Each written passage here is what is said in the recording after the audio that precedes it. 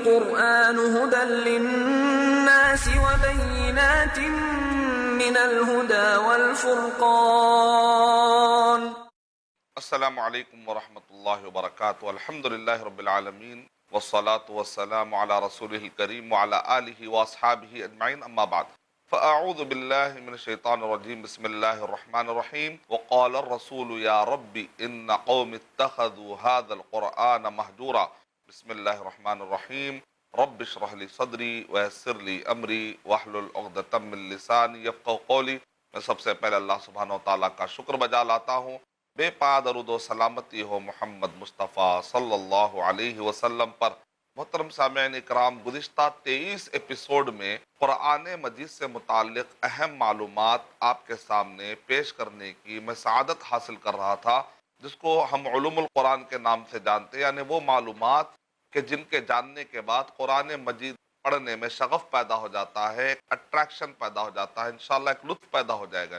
تو انشاءاللہ آج ہم اس بارے میں گفتگو کریں گے کہ اللہ سبحانہ وتعالیٰ نے قرآن مجید میں ایک ورڈ استعمال کیا ہے، مہجور، یعنی کہ آدمی مہجور کے دائرے میں نہ آئے. وقال الرسول یا ربی، قیامت کے دن نبی اکرم صلی اللہ علیہ وسلم ان لوگوں کے خلاف گواہی دیں گے اور رسول کہیں گے قیامت کے دن، اے میرے رب، ان قوم اتخذوا هذا القرآن مہجورا، میری اس قوم نے قرآن مجید کو مہجور بنا دیا.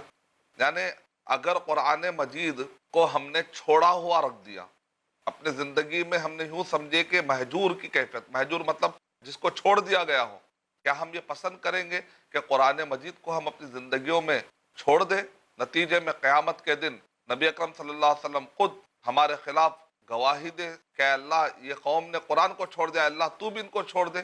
وَلَا تَكُونُوا كَالَّذِينَ نَسُوا اللَّهَ فَأَنسَاهُمْ أَنفُسَهُمْ اولئک هم الفاسقون. سورہ حشر میں بتایا گیا تم ان لوگوں کی طرح نہ ہو جانا کہ جنہوں نے اللہ کو بھلا ڈالا، پھر اللہ تعالیٰ نے بھی ان کو بھلا ڈالا. سورہ طٰہٰ میں بتایا گیا وَمَنْ أَعْرَضَ عَنْ ذِكْرِي فَإِنَّ لَهُ مَعِيشَةً ضَنْكًا، جو کوئی میرے اس قرآن سے، ذکر سے مراد قرآن ہے یہاں پر، جو کوئی میرے اس ذکر سے منہ موڑے گا تو اس کی زندگی ہم اجیرن کر دیں گے. فَإِنَّ لَهُ مَعِيشَةً ضَنْكًا وَنَحْشُرُهُ يَوْمَ الْقِيَامَةِ أَعْمَى، اور قیامت کے دن اس کو ہم اندھا اٹھائے. قال رب لم حشرتنی اعمی، وہ کہے گا اللہ اندھا تو نے مجھے کیوں اٹھایا؟ وقد كنت بصیرا، میں تو دیکھنے والا تھا. قال كذلك اتتك آیاتنا، ایسے ہی تو تیرے پاس میری نشانی آئے تھے. فنسیتها، تو نے اس کو بھلا ڈالا. وكذلك اليوم تنسى، اور تجھ کو بھی بھلا دیا جائے گا. تو قرآن مجید پر توجہ نہیں دینا، غفلت برتنا، نسیان کی کیفیت میں آ جانا، بھول ہی جانا کہ قرآن بھی کوئی چیز ہے لائف میں. آدمی جب نہیں پڑھتا ہے، نہیں کتاب دیکھتا ہے، تو فیصلے پورے کہاں سے لیتا ہے؟ اپنے عقل سے یا لوگوں کی بدائے باتوں سے. قرآن مجید پڑھنے کا شوق ہی نہیں. گزشتہ ہفتے میں نے اس قرآن مجید سے کیا سبق لیے، کیا ہدایات لی میں نے، ایسا ہونا ضروری ہے. ایک ہفتہ گزر گیا اور آپ نے قرآن سے کچھ سبق نہیں لیا اور آپ نے اپنی عقل سے اپنی لائف اور اپنے سسٹم کو بنا لیا، تو گویا کہ آپ یہ کہہ رہے ہیں کہ مجھے اللہ کے سسٹم سے کوئی مطلب نہیں ہے، میں اپنا طریقہ خود نکال لوں گا، اپنا ایک نیا طریقہ جینے کا بنا لوں گا. اگر وہ طریقہ قرآن سے ٹکرا جائے تو پھر کیا ہوگا؟ اللہ تعالیٰ قرآن مجید میں ارشاد فرما رہے ہیں سورہ مجادلہ سورہ نمبر 58 کے آیت نمبر 20 میں بھی، ان الذین یحادون اللہ ورسولہ اولئک فی الاذلین، وہ لوگ جو اللہ اور اس کے رسول کے مقابلے میں ایک نیا نظام قائم کرتے ہیں، ایک نیا سسٹم بنا لیتے ہیں اسلام کے مقابلے میں، تو وہ لوگ ذلیل ہو جائیں گے. آج ہمارے شادیاں، آج ہمارے خوشی اور غم کی محفلیں دیکھ لیجئے، کتنے اس کے اندر اللہ اس کے رسول صلی اللہ علیہ وسلم کی مخالفت ہوتی ہے کہ نہیں ہوتی؟ یہ شادیوں میں کیا رسم و رواج نکال لیے ہے؟ شادی تو ایک دینی کام ہے نا. مثال طور پہ نماز ایک دینی کام ہے، تو آپ جیسے چاہے نماز پڑھ لے سکتے کیا؟ نہیں نا.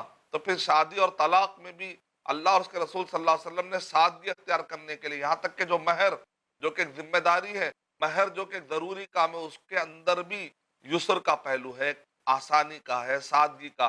تو جو چیزیں جائز نہیں ہے، جو رسم و رواج ہم نے بنا لیے ہیں، اس کے اندر ہم اتنا زیادہ خرچہ، اتنا زیادہ ریاکاری، اتنی زیادہ کمپٹیشن ہم کیا کر رہے ہیں؟ طلاق کا سسٹم ہمارا کتنا گڑبڑ ہو چکا ہے. نبی صلی اللہ علیہ وسلم اور صحابہ کے زمانے بڑی آسانی سے خلا مل جاتا تھا، لیکن آج کل خلا کے لیے چپل گھسنے پڑتے ہیں، یہاں تک کہ کورٹ کچہری جاتے ہیں، لڑائی، زندگی تباہ، بچے پریشان، سال سال لگ جاتے ہیں، عورت کو لٹکا کے رکھ دیا جاتا ہے. یا نہیں تو پلٹا کر مرد پر اتنے کیس بک کیے جاتے ہیں ڈوری کیس کے نام پر کہ نتیجے میں زندگی خراب، پیسہ خراب، اخلاق خراب، مینرز خراب، عزت خراب، بچوں کی تربیت خراب، مستقبل خراب، کتنے گھمبیر نقصانات ہیں۔ اس کا مطلب یہ نکلا کہ ہم نے اپنی زندگیوں میں قرآن مجید کو فیصلہ کرنے والی کتاب بنانا چھوڑ دیا، محمد صلی اللہ علیہ وسلم کو اپنی زندگیوں میں ہم نے فیصل بنانا چھوڑ دیا۔ عقیدے کے اندر ہمارا عقیدہ کیا ہو رہا ہے؟ کہیں شرک تو نہیں آ رہا، کہیں بدعت تو نہیں آ رہی، حلال و حرام میں تمیز کیوں ختم ہو جا رہی؟ اس کا مطلب ہم قرآن کو چھوڑ چکے ہیں، بھول چکے ہیں کہ قرآن بھی ایک کتاب ہے جس کو ہمارے معاملات میں، ہمارے عبادات میں، ہمارے عقائد میں ہم کو فالو کرنا تھا، لیکن ہم فالو نہیں کر رہے ہیں، اس کے مطابق فیصلے نہیں کر رہے، اپنا عقیدہ نہیں رکھ رہے۔ مطلب کیا نکلا؟ سیدھا سیدھا مطلب تو یہی ہے کہ ہم قرآن مجید کو فالو نہیں کرنا چاہیے، اسی کو مہجور کہا گیا۔ علامہ ابن قیم رحمۃ اللہ علیہ نے ارشاد فرمایا، مہجور کا مطلب کیا ہے؟ قرآن کو سننا چھوڑ دیا جائے۔ کتنے دن ہو گئے ہیں گانے سن لیتے ہیں، گالی گلوچ سنتے ہیں، غیبت سنتے ہیں، چغل خوری، ایک ایک گھنٹہ، دو دو گھنٹے پتہ ہی نہیں چلتا۔ جب ہم چیٹنگ کرنے آتے ہیں، گپ کرنے آتے ہیں، واٹس ایپ چلانے آتے ہیں۔ ایک عالم صاحب نے کتنی پیاری بات کہی، آج کل حالت کیسی ہے، ایک آدمی سوتا ہے تو موبائل اس کے سر کے پاس رکھ کر سو رہا ہے، اٹھتا ہے تو فوراً ابھی آنکھ بھی نہیں کھلتی ہے، اپنے موبائل کی طرف ہاتھ بڑھاتا ہے، اسی حالت میں دیکھتا ہے کہ کیا میسج آیا۔ اپنے دوست، اپنے یاروں کے میسج پڑھنے کا اتنا بڑا شوق ہے، اٹھتے بیٹھتے گود میں، جیب میں، ہمیشہ موبائل کی فکر ہے، کہیں میرا موبائل کھو نہ جائے، واٹس ایپ پہ کوئی نیا میسج آیا۔ اتنی فکر صحابہ کے زمانے میں، تابعین کے زمانے میں، یہ جو گودوں میں موبائل آ چکا ہے، واٹس ایپ آ چکا ہے، جیب میں، یہ جو گودوں میں لے کر اٹھتے بیٹھتے جو موبائل کو ہم یاد کر رہے ہیں نا، نبی صلی اللہ علیہ وسلم صحابہ کے زمانے میں اٹھتے بیٹھتے یہ معاملہ قرآن کے ساتھ تھا۔ کاش کہ یہ امت قرآن کے قریب ہو جائے۔ تو علامہ ابن قیم رحمۃ اللہ علیہ کہہ رہے ہیں کہ قرآن مجید کو چھوڑنے کا ایک معنی یہ ہے کہ آدمی سننا ہی چھوڑ دے قرآن مجید۔ نعوذ باللہ، کہاں سے آئے گی پھر برکت؟ جس گھر میں سورہ بقرہ پڑھا جائے تو اس گھر سے پورے جادوگر مل کر مقابلہ نہیں کر سکتے۔ اگر آپ نے گھر میں قرآن پڑھنا ہی چھوڑ دیا تو اس گھر پر جادو گری کے حملوں سے کون بچائے گا؟ نبی اکرم صلی اللہ علیہ وسلم نے کہا تو اپنے گھروں کو قبرستان مت بناؤ۔ مطلب کیا؟ قبرستان میں قرآن پڑھنے کی جگہ نہیں ہے، کیونکہ نفل نمازیں گھر میں پڑھنے کے لیے کہا گیا، اس بہانے سے قرآن پڑھا جاتا ہے تو گھر میں خیر و برکت آتی ہے۔ خیر و برکت غلط طریقے سے ہم حاصل کرتے ہیں، ہم جیسا چاہے سوچ لیں گے تو برکت نہیں آئے گی۔ تو قرآن ہی کو اگر ہم نے چھوڑ دیا تو پھر کہاں سے گھر میں خیر و برکت آئے گی؟ پھر کیسے اللہ کا رحم ہم پر ہوگا؟ ہم نے اس کو بھلا ڈالا تو کیا اللہ ہم کو یاد رکھے گا؟ فَاذْكُرُونِي أَذْكُرْكُمْ، تم مجھے یاد رکھو میں تمہیں یاد رکھوں۔ ہم نے سمجھا ہی نہیں کہ اللہ کو کیسے یاد کرنا ہے۔ اللہ تعالیٰ نے جو احکامات دیے اس کی پابندی کریں گے تو گویا کہ ہم اللہ کا خیال رکھ رہے ہیں، تو اللہ بھی ہمارے مسائل کا خیال رکھے گا۔ تم اگر اچھے حالات میں اللہ کو یاد رکھو گے تو اللہ برے حالات میں تمہیں یاد رکھیں گے۔ سیکنڈ ہے، قرآن پڑھنے اور اس پر ایمان رکھنے کے باوجود اس پر عمل نہ کیا جائے، قرآن کے حلال و حرام کے پاس وقوف نہ کیا جائے۔ مسلمان کے بارے میں المؤمن وقاف، مومن کیا ہوتا ہے؟ وقاف ہوتا ہے۔ تو وقاف کا مطلب کیا نکلا؟ وہ ٹھہر جاتا ہے، جہاں پر بھی بتایا تھا یہ حرام ہے تو وہ ٹھہر جاتا ہے، نہیں شک ہے تب بھی ٹھہر جاتا ہے، اگر کوئی ذرا سا بھی اس کو شبہ ہوتا ہے، کلیئرٹی نہیں ہوتی، ٹھہر جاتا ہے۔ کہاں سے کما رہا ہے، کہاں خرچ کر رہا ہے؟ حرام۔ جیسے کمانے اور کھانے پینے میں حلال و حرام ہوتا ہے نا، ویسے محبت میں بھی حلال و حرام ہوتا ہے۔ نہیں، مجھے ایک لڑکی سے عشق ہو گیا ہے، محبت ہو گئی ہے، اب آپ اس سے بات کر رہے ہیں، وہ آپ سے بات کر رہی ہے، اس محبت اور گفتگو کے دوران ایک دوسرے سے جو آپ بات کر رہے ہیں، جو گفتگو اور کیا جائز ہے؟ کیا محبت جائز ہے؟ کیا محبت جو آپس میں آپ کر رہے ہیں اور اس میں گفتگو ہو رہی ہے، نازیبہ باتیں کیے جا رہے ہیں؟ بعض لوگ پوچھتے ہیں کہ غیر محرم عورت کے ساتھ بیٹھنا میں گناہ کیا ہے؟ نبی اکرم صلی اللہ علیہ وسلم نے ارشاد فرمایا، اگر تم کسی غیر محرم عورت کو ہاتھ لگاتے ہو تو سر پر ایک کیلا یا لوہا مارنے کا جو گناہ ہے، قبر میں جو عذاب ہوگا نا، وہ تصور کرو کہ سر پر لوہا مارنا آسان ہے، لیکن یہ گناہ اس سے بھی خطرناک ہے۔ اب پتہ نہیں جب غیر محرم عورت سے آپ ہاتھ ملاتے یا بیٹھتے ہیں، نہ جانے کتنے مرتبہ ہاتھ ٹچ ہوتا ہے، تو کتنے مرتبہ آپ عذاب برداشت کریں گے؟ تو میں کیسے بتاؤں کہ اس کی گھمبیرتا کیا ہے، کیسا گھمبیر مسئلہ ہے؟ تو حلال و حرام، محبت میں بھی حلال و حرام ہوتا ہے، پراپرٹی میں بھی حلال و حرام ہوتا ہے، کھانے پینے میں بھی حلال و حرام ہوتا ہے، دیکھنے میں، سننے میں، اٹھنے میں، بیٹھنے میں۔ اگر ہم قرآن پڑھیں گے نہیں، قرآن صحیح احادیث پڑھیں گے نہیں، تو ہم کو کیسے پتا چلے گا کہ صحیح ہے غلط ہے؟ قرآن تو فرقان ہے۔ اس سے پہلے کے ایپیسوڈ میں نے آپ کو ڈیٹیل میں بتایا تھا، دین کے اصول و فروع میں قرآن کے ذریعے فیصلہ کرنا چھوڑ دیا جائے اور نہ ہی اس کے طرف فیصلہ لے کر جایا جائے۔ یعنی کچھ بھی آپ کو مسئلہ آتا ہے کہ بھئی قرآن مجید میں آپ کو کہا اللہ کہاں ہے، تو آپ کہتے ہیں اللہ ہر جگہ ہے۔ کیا مطلب ہے کہ یعلم ما فی السماوات و ما فی الارض، آسمانوں میں اور زمین میں جو کچھ بھی سب جانتا ہے، تو اس کا علم ہر جگہ ہے۔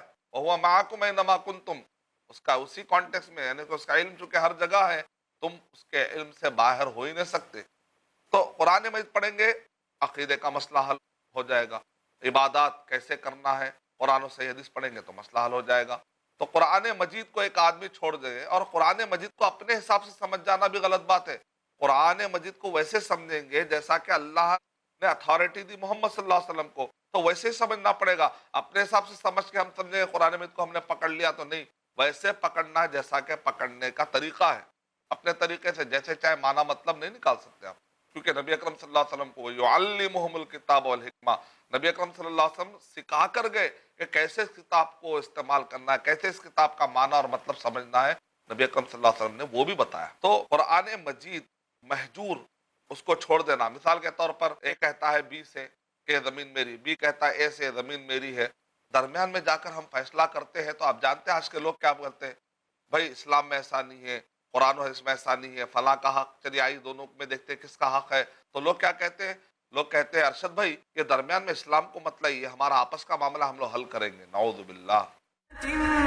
من الهدى والفرقان۔ آداب زندگی، جانیے شیخ عبد الرحمن سنابلی سے اسلامی آداب کے سائے میں کیسے کامیاب ہوتی ہے زندگی۔ ہر منگل دوپہر 2:30 بجے اور رات 8:30 بجے صرف i+TV پر۔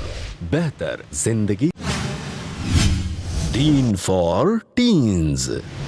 دیکھیے نثار نڈیاڈوالا کے ساتھ ٹین ایجرز کے لیے ایسا سبق جو زندگی کی سچائی کو اسلام کی نظروں سے محسوس کرا دے۔ ہر جمعہ دوپہر 3:30 بجے اور شام 7 بجے صرف i+TV پر۔ بہتر زندگی کے لیے۔ بیٹیاں زحمت ہیں یا سراپا رحمت، بہنیں مصیبت ہیں یا سراپا خیر و برکت، بیویاں کیسے بنیں گی راحت، اور ماں کے قدموں تلے کیسے ملے گی جنت۔ آدم کی بیٹیاں، شیخ شمیم فوزی کے ساتھ دیکھیے اسلام میں کیوں ہے عورت کا بلند مقام۔ ہر بدھ دوپہر 3:30 بجے اور رات 9:30 بجے صرف i+TV پر۔ بہتر زندگی کے من الهدى والفرقان۔ فلا وربک لا یؤمنون حتی یحکموک فیما شجر بینہم ثم لا یجدوا فی انفسہم حرجا مما قضیت ویسلموا تسلیما۔ تیرے رب کی قسم، وہ مومن ہو ہی نہیں سکتے جب تک کہ نبی اکرم صلی اللہ علیہ وسلم اپنے جھگڑوں میں آپ کو اپنا فیصلہ کرنے والا نہ بنائے۔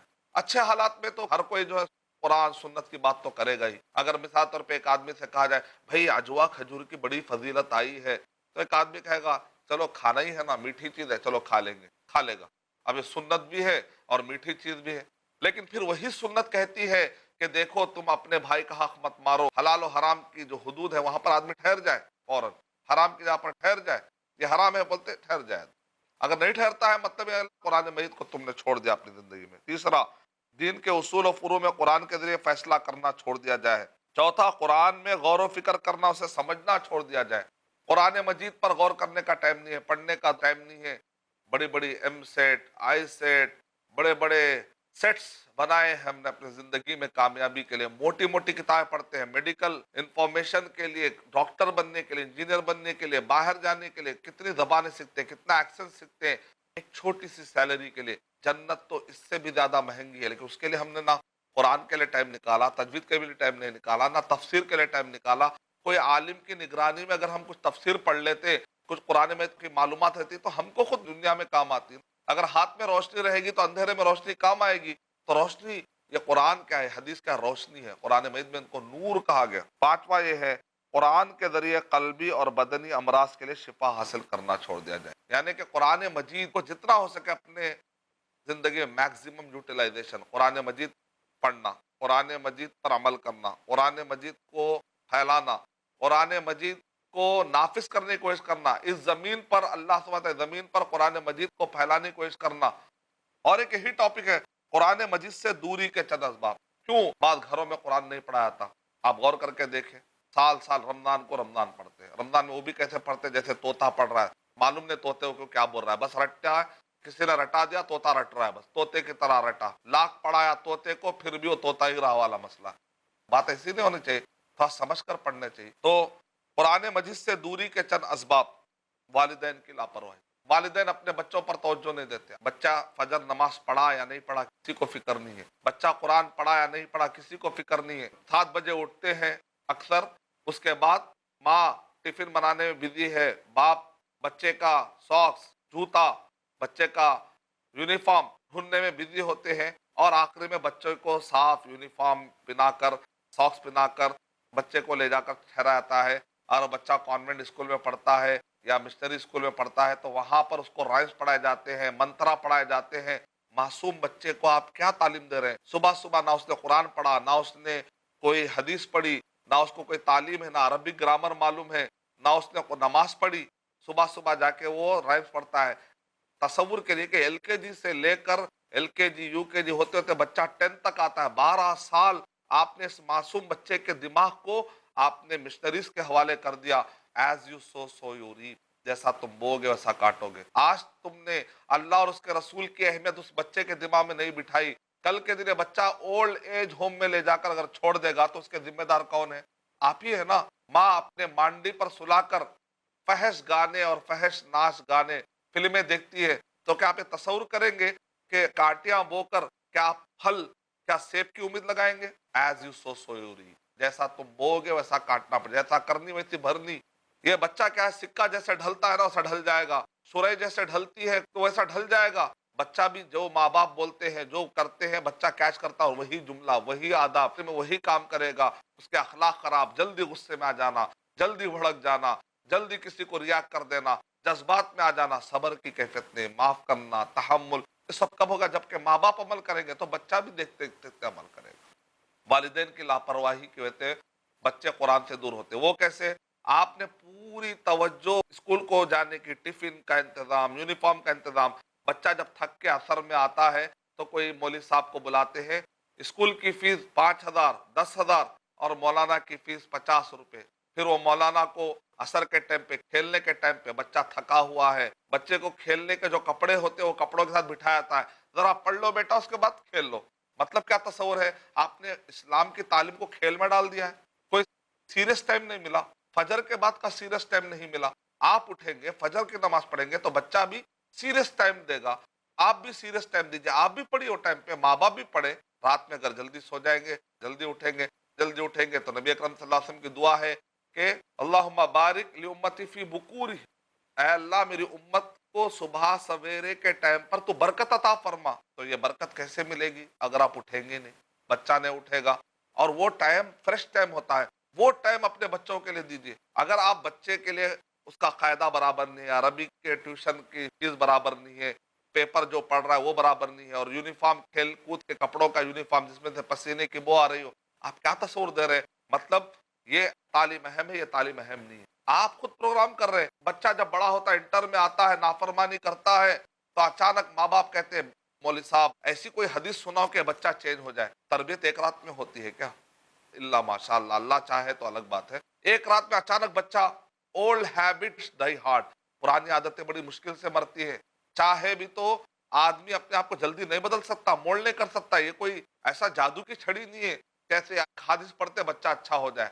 ہم نے سمر کیمپ میں بھیجا، بچہ چینج نہیں ہوا، کیسے ہوگا؟ 12 سال سے آپ نے اس کو ایک خاص قسم سے ڈھال دیا، وہ ٹیڑھی ہوگی، وہ پھسلی کو اب سیدھا کرنا ہے، اس کو اگر آپ سیدھا کریں گے، لوہے کو سیدھا کریں گے تو مطلب یہ ہے کہ آپ کو بڑی مشکل ہو جائے گی۔ تو یہ گریجولی اگر آپ ابھی سے توجہ دیں گے، جیسے بڑے لوگ سمجھاتے ہیں کہ بیل ہے، اگر اس کو ایک تاگا لگا دیں گے تو بیل اس کو جیسے چاہے، جیسا تاگا جا رہا ویسے بیل چلے جائے گی، لیکن ایک درخت بن چکا ہے تو ایک تاگا کا رسی لگانے سے بھی آپ کی طرف نہیں آئے گا، وہ غلط طریقے سے اس کا اگر تنا چلا جائے، اس کا رسی کے کھینچنے سے بھی اس کا تنا سیدھا ہونے والا نہیں ہے۔ تو تربیت کا تعلق ہے بچپن سے ہی۔ ربا یربی، تربیہ کا مطلب ہوتا ہے انشاء الشیء حالا فحالا، ہر حالت میں اس کو مولڈ کرتے لے جانے سے تربیت ہوتی ہے۔ والدین کی لاپرواہی کی وجہ سے بچے قرآن سے دور ہو جا رہے ہیں۔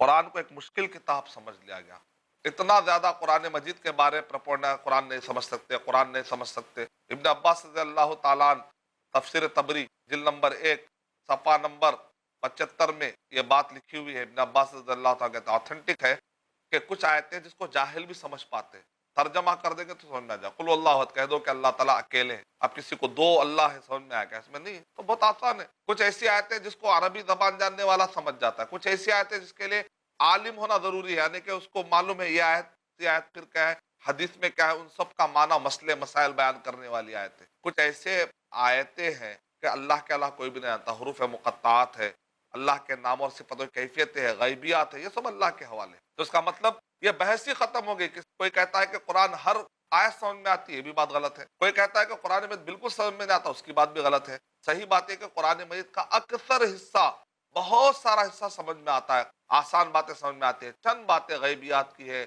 کیفیات اللہ کے نام اور صفتوں کی، حروف مقطع سے چند چیزیں جو سمجھ میں نہیں آتی، وہ آزمائش کے طور پر ہے، تاکہ اللہ نے ان چیزوں کے بارے میں آپ سے پوچھا نہیں سمجھنے کے لیے، تو پھر آپ سمجھنے کی کوشش کیوں کر رہے ہیں؟ وہ اللہ کے حوالے کر دیجئے باتیں۔ نظام تعلیم میں نقص، ہمارا نظام تعلیم ایسا ہو کہ بچہ جب اسکول کو جائے اسی کے اندر ساتھ ساتھ میں عربی گرامر اور قرآن اور حدیث بھی پڑھ لے تو بہتر ہے۔ قرآن کریم کی عظمت، فضیلت و فوائد اور ثمرات سے جہالت۔ قرآن مجید سے فائدہ کیا ہے؟